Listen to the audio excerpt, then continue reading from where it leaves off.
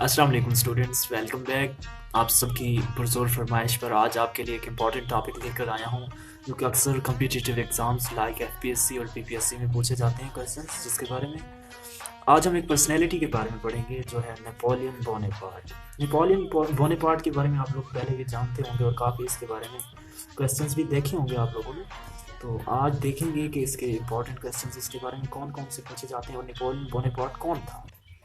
ठीक है, सबसे पहले आपको बताता चलूँ कि नेपोलियन बोनेपार्ट एक फ्रेंच मिलिट्री लीडर था, ठीक है, जो कि 1769 में पैदा हुआ और 1821 में उसने वफात पाई। ठीक है, वफात कैसे पाई नेपोलियन बोनेपार्ट की? अच्छा, अक्सर क्वेश्चंस पूछे जाते हैं कि उसने वफात कैसे पाई, मतलब कैसे मरा नेपोलियन बोनेपार्ट। ठीक है, तो अक्सर वेबसाइट्स में देखता हूँ जिनके ऊपर इसका गलत लिखा हुआ है कि नेपोलियन बोनेपार्ट को जहर दी गई जिसके बाद ये मरा, लेकिन एक्चुअली था ये कि इसे कैंसर था। ठीक है, नेपोलियन बोनेपार्ट को एक कैंसर था जिसकी वजह से इसकी वफात हुई। तो जहर वाला जो है वो सारा गलत ही है लिखा हुआ। ठीक है, तो अगर क्वेश्चन इस तरह का आ जाए तो ये कैंसर की वजह से मरा था। अच्छा, ये क्या था? फ्रेंच मिलिट्री लीडर था नेपोलियन बोनेपार्ट। ठीक है, उसके बाद नेपोलियन बोनेपार्ट फ्रेंच रेवोल्यूशन का भी सारा क्वेश्चन, अच्छा, फ्रेंच रेवोल्यूशन का भी क्वेश्चन पूछा जा सकता है कि फ्रेंच रेवोल्यूशन कब कब स्टार्ट हुई और उसका एंड कब हुआ। तो फ्रेंच रेवोल्यूशन जो थी, क्योंकि अभी हम इसके बारे में पढ़ रहे हैं ना, तो इसमें फ्रेंच रेवोल्यूशन भी आ गई है, तो मैं आप लोगों को सारा डिटेल से बताऊंगा। ठीक है, फ्रेंच रेवोल्यूशन जो थी वो स्टार्ट हुई थी 1789 में। ठीक है, और उसके बाद वो एंड हुई थी 1799। सबसे मज़े की बात यह है, अमेजिंग फैक्ट्स हैं नेपोलियन बोनेपार्ट के बारे में, कि उसको एक्साइल्ड किया गया 2 बार। ठीक है, इंतहाई मतलब एक किस्म का मोटिवेटेड बंदा था नेपोलियन बोनेपार्ट। ठीक है, हार मानने वालों में से नहीं था। तो इसको पहले एग्जाइल्ड किया गया, कब एग्जाइल्ड किया गया? 1812। ठीक है, तो एग्जाइल्ड होने के बाद इसको भेज दिया गया। एग्जाइल्ड का मतलब है जला वतन करना। ठीक है, जब ये इसकी जंग हुई दूसरी आर्मी के साथ, तो ये क्या हुआ, इसको भेज दिया गया। कहाँ पर भेज दिया गया? अच्छा, इसकी जंग जो हुई थी ब्रिटिश और पर्शियन आर्मी के साथ हुई थी, नेपोलियन बोनेपार्ट की। ठीक है, तो इसको एग्जाइल करके भेज दिया गया था एक मकाम पर जिसको हम आइसलैंड ऑफ एल्बा कहते हैं। किस जगह पर भेजा गया? पहली दफ़ा जब ये एग्जाइल्ड हुआ तो इसे आइसलैंड ऑफ एल्बा में भेजा गया। ठीक है, उसके बाद 14 मंथ गुजरे, 14 महीनों के बाद इसने दोबारा वहाँ से मतलब चोरी निकल गया आइसलैंड ऑफ एल्बा से। ठीक है, जो कि ब्रिटिश आर्मी और ब्रिटिश जो थी मतलब लीडरशिप, उसका एक एरिया था आइसलैंड ऑफ एल्बा। ठीक है, ब्रिटिश गवर्नमेंट का एक इलाका था, वहाँ से ये निकला आइसलैंड ऑफ एल्बा से। 14 मंथ्स बाद, 14 मंथ्स बाद इसने दोबारा अपनी आर्मी तैयार की। ठीक है, एक रेवोल्यूशन तैयार की, और वहाँ पर कहाँ पर पहुँच गया फिर ये? दोबारा अपने इलाके में। ठीक है, और 14 मंथ्स के बाद इसने क्या किया? जंग लड़ी बेल्जियम के मकाम पर। ठीक है, ब्रिटिश और पर्शियन आर्मी के ख़िलाफ़। तो वो जंग लड़ी गई जिस मकाम पर, उसको हम कहते हैं वाटरलू। क्या कहते हैं? Waterloo, war of Waterloo. ये इंपॉर्टेंट क्वेश्चन है, अक्सर पूछा जाता है कि नेपोलियन बोनेपार्ट कौन सी जंग हरा था, तो वो था वाटरलू। ठीक है, war of Waterloo.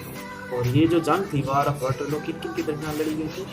French army जिसकी क्या कर रहे थे क़यादत? नेपोलियन बोनेपार्ट कर रहे थे। ठीक है, नेपोलियन बोनेपार्ट जिसकी क़यादत कर रहे थे फ्रेंच आर्मी, और किसके दरमियान? ब्रिटिश आर्मी के दरमियान, ब्रिटिश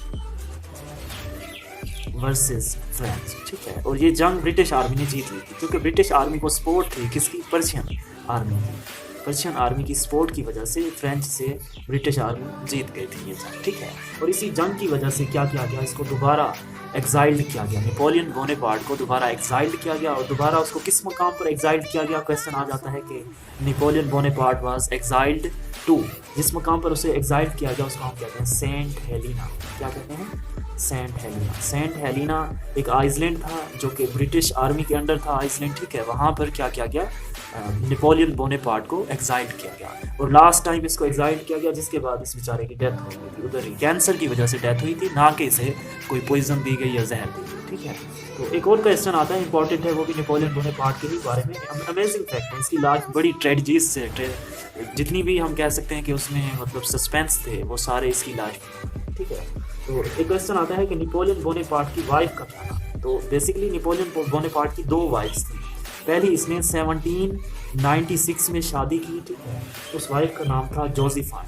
ठीक है, इसने पहले जोसेफाइन से शादी की, जिसने इसे बिट्रेड किया था। ये जोसेफाइन जो थी वो नेपोलियन बोनेपार्ट के भाई को प्यार करती थी, जिसकी वजह से उसने इसको छोड़ दिया। ठीक है, यानी कि इसको उसने तलाक दे दी, डिवोर्स दे दी। उसके बाद इसने दोबारा शादी की, एक किंग की बेटी थी। ठीक है, उसके साथ इसने 1810 में शादी की किंग की बेटी के साथ। उसका नाम था मेरी लॉइस। क्या नाम था? मेरी लॉइस। इसके साथ इसने शादी की और इस बीवी से ही इसका एक बच्चा था जिसको हम नेपोलियन टू कहते हैं। क्या कहते हैं? Napoleon two. तो इसका मतलब सन था मैरी लॉइस का नेपोलियन टू, जिसको हम किंग ऑफ रोम भी कहते हैं। ठीक है, नेपोलियन टू जो कि बाद में रोम का बादशाह बना। तो ये चंद एक क्वेश्चंस हैं जो इधर से आते हैं, नेपोलियन बोनापार्ट की लाइफ और इसके सारे रिलेटेड क्वेश्चंस आते हैं कॉम्पिटिटिव एग्जाम्स में। मैं आपको एक बार शॉर्ट रिवाइज करवा देता हूँ। सबसे पहले क्वेश्चन आ जाता है कि कब बोर्न हुए नेपोलियन बोनापार्ट? 1769। ठीक है, उसके बाद क्वेश्चन आता है इसकी वफात का 1821, किसकी वजह से वफात पाई? कैंसर था इसे। उसके बाद फ्रेंच रेवोल्यूशन के बारे में क्वेश्चन आता है कि फ्रेंच रेवोल्यूशन कब हुई थी? 1789 से स्टार्ट हुई 1790।